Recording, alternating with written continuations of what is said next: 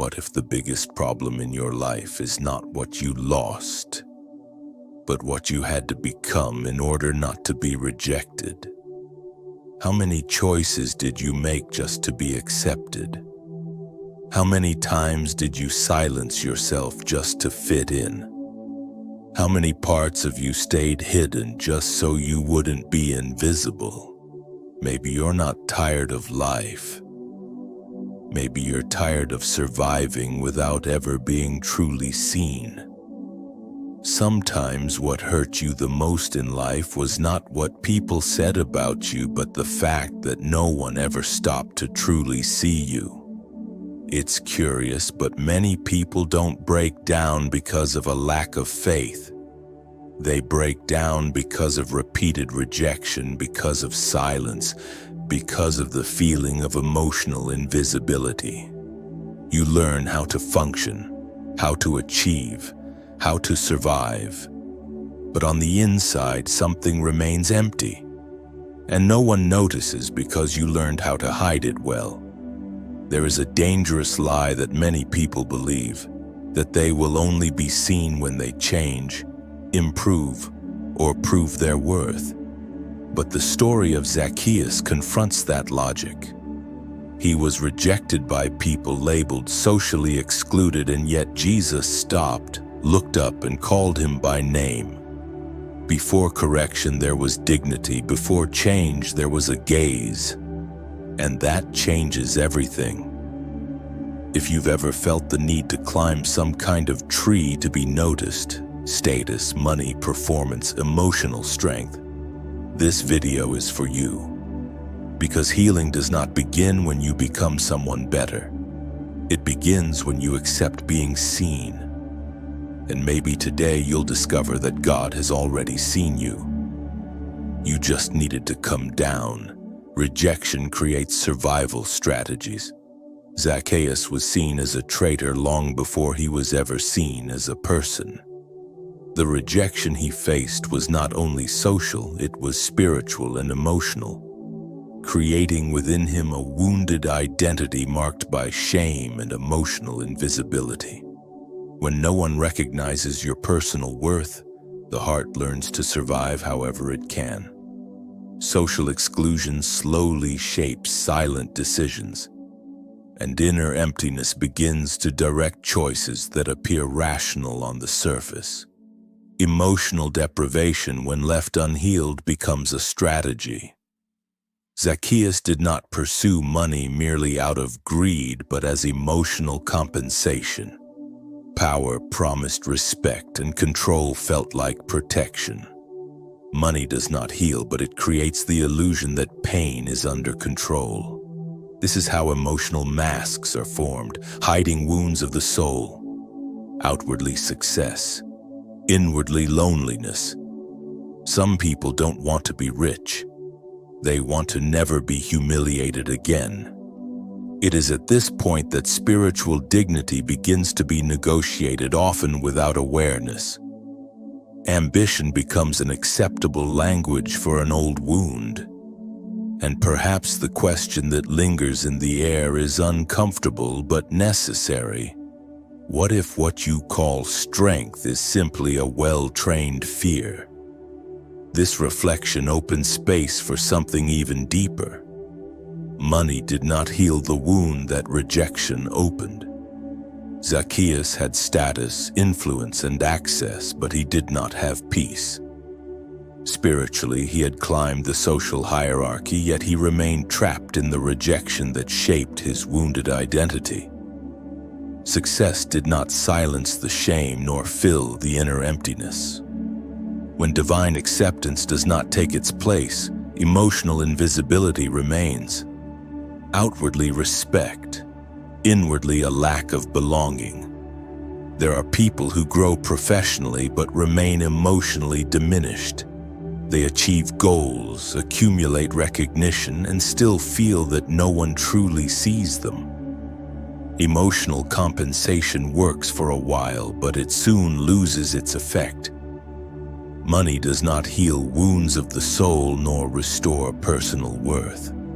It only postpones the encounter with the pain that insists on demanding attention. You can achieve everything and still feel invisible when inner restoration does not take place. Each victory requires another greater one to sustain the same feeling. Zacchaeus discovered that success without emotional healing does not set you free. It only exhausts you. And perhaps this question needs to echo honestly in your heart. Has what you have achieved so far truly healed you? The answer opens the way to something that no amount of money can offer. Climbing the tree is a sign of lack, not curiosity. Zacchaeus climbs the tree not out of curiosity, but because he has no access. Spiritually, he had already learned that certain places were not meant for him. Social exclusion creates this silent sense of not belonging, where a person becomes accustomed to watching from the outside. A wounded identity convinces the heart that it's better not to try. And emotional invisibility becomes a way of life. When someone does not feel worthy, they learn to watch in silence. The tree becomes a refuge for those who want to see but do not believe they can be seen. It is there that emotional masks grow stronger, protecting shame and emotional need. The person may even long for a transforming encounter but fears rejection. So distance feels safer than risking being ignored once again. In many areas of life, this pattern repeats without being noticed. Relationships, faith, opportunities, and even dreams are observed from a distance. Zacchaeus teaches that climbing the tree is a survival strategy, not a conscious choice. And the question that lingers in the air is direct and necessary. In what area of your life are you only watching without allowing yourself to participate? The answer prepares the ground for something decisive. Jesus looks up when no one else does. When Jesus passes by, he does not ignore those on the margins.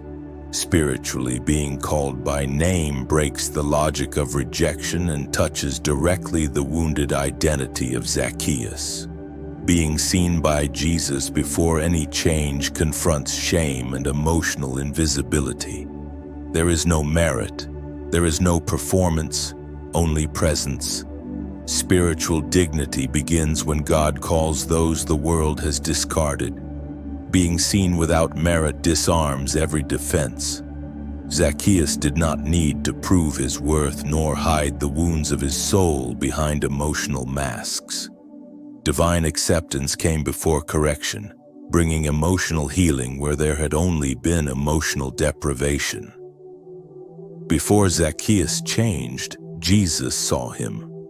This transforming encounter shows that God does not validate the labels people placed on you. Perhaps the greatest spiritual confrontation is not with sin but with a distorted identity. Many continue living as rejected even after being called by name. Restorative grace has already looked at you, but the heart still hides.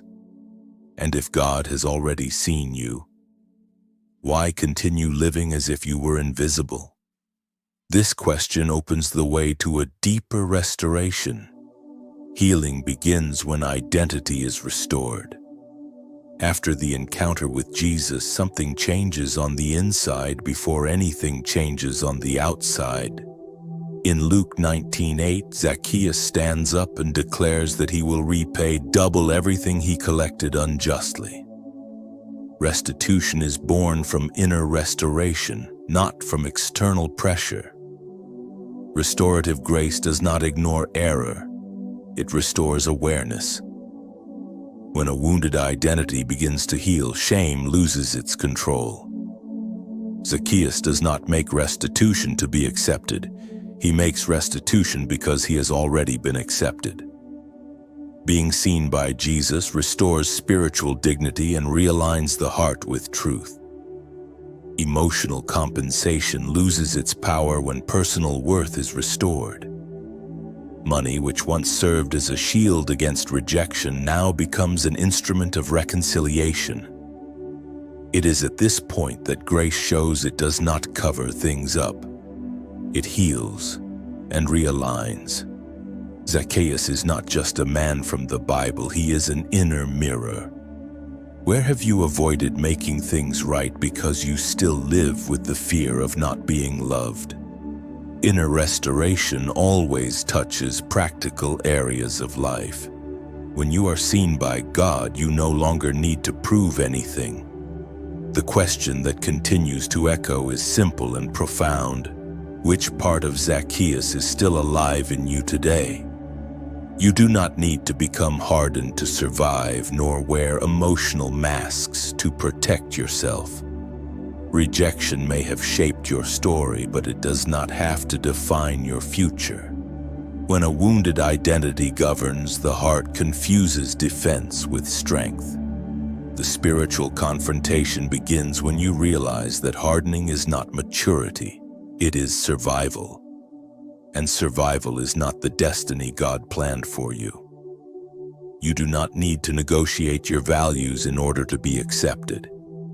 Emotional deprivation often pushes good people towards small choices just so they won't feel alone.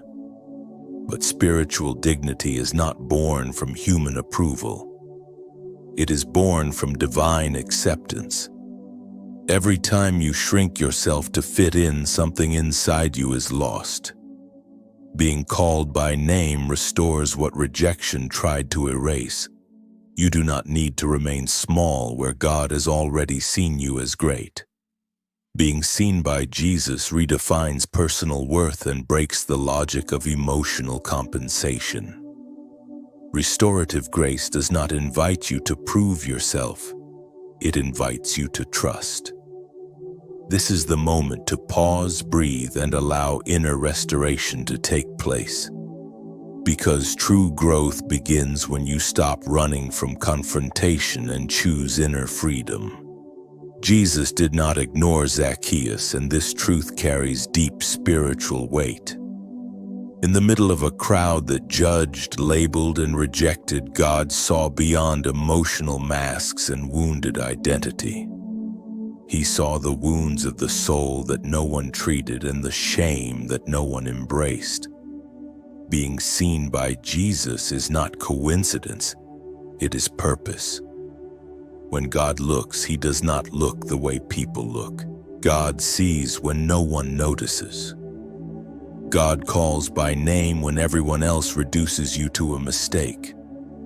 This calling restores spiritual dignity and breaks the emotional invisibility built by rejection. Before any behavioral adjustment, there is divine acceptance.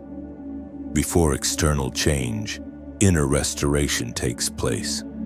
The transforming encounter begins in the most intimate place where inner emptiness still echoes. Perhaps rejection is still governing choices you call rational. Sometimes it disguises itself as caution, other times as ambition or silence. The heart learns to protect itself without realizing it is becoming imprisoned. A wounded identity creates automatic routes of survival. And only spiritual self-examination reveals who is truly in control. What are you silently trying to compensate for while continuing life as usual? Some achievements look like progress, but are only anesthesia for wounds of the soul. Emotional compensation never brings rest. It only demands more effort. When emotional healing does not take place, inner emptiness continues to ask for something greater. In what area is Jesus calling you to come down from the tree? Coming down is not exposure. It is inner freedom. Being seen by Jesus does not diminish you, it restores personal worth and spiritual dignity. Life transformation begins when you stop hiding, because healing begins when you accept being seen. If this story touched you at any point, do not keep it to yourself. Comment here. In which part of this story did God speak to you? Sometimes putting it into words is the first step toward inner restoration. This space is not one of judgment. It is a place of belonging and care. When you comment, you break the silence that feeds emotional invisibility. This simple act may mark a transforming encounter,